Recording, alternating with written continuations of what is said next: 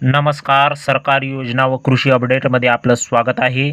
आज आपण पाहणार आहोत विहीर, सोलर मोटर पंप आणि बोरवेल याबद्दल मिळणारे अनुदान. तर विहिरीसाठी सरकारने 4 लाख अनुदान दिले आहे. नवीन अपडेट अशी आली आहे की आता बोरवेलसाठी 50,000 अनुदान मिळणार. त्याचबरोबर मोफत सोलर पंप, ठिबक सिंचन, तुषार सिंचन हे सर्व 90% अनुदानावर पात्र राहणार आहे. सोबतच तुमची जर जुनी विहीर खचली असेल तर 1 लाख रुपये अनुदान असे महत्त्वाचे अपडेट म्हणजे बदल सरकारने करून दिले आहे. डॉक्टर बाबासाहेब आंबेडकर कृषी स्वावलंबन योजना व बिरसा मुंडा कृषी क्रांती योजना या दोन्ही योजना राबवण्यासाठी मंजुरी दिलेली आहे. तर याच संदर्भात मी एक महत्त्वाची अपडेट सांगणार आहे. याच व्हिडिओद्वारे व्हिडिओ कुठेही स्किप न करता पूर्ण पहा, म्हणजे तुम्हाला या योजनेबद्दल माहिती समजेल. महाराष्ट्र सरकारने अनुसूचित जाती व अनुसूचित जमाती यासाठी राबवल्या जाणाऱ्या योजना म्हणजे बाबासाहेब आंबेडकर कृषी स्वावलंबन योजना व बिरसा मुंडा कृषी क्रांती योजना. तर यामध्ये 7 बाबीचा उल्लेख केला आहे.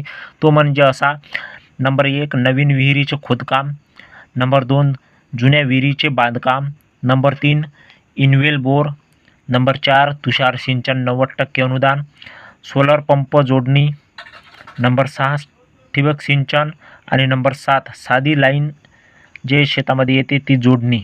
आता या सर्व योजनामध्ये जो दुपटीने वाढ करण्यात आली आहे. ज्यांना 1.5 लाख रुपये उत्पन्न होते त्यांनासुद्धा ह्या योजना शिथिल करण्यात आलेल्या आहेत.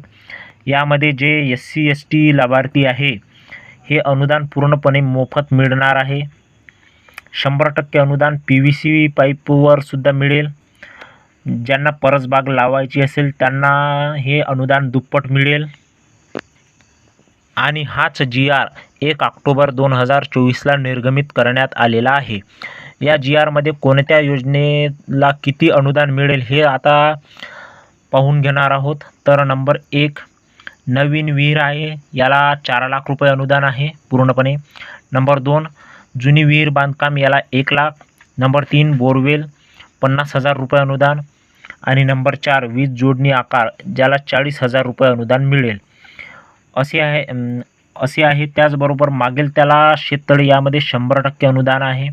पण यामध्ये कोणत्याही प्रवर्गातील शेतकरी चालतो, म्हणून शेततळ्याला 100% अनुदान आहे. तर आता हा व्हिडिओ कसा वाटला तुम्ही कमेंटमध्ये सांगा आणि सबस्क्राईब करायला विसरू नका. धन्यवाद.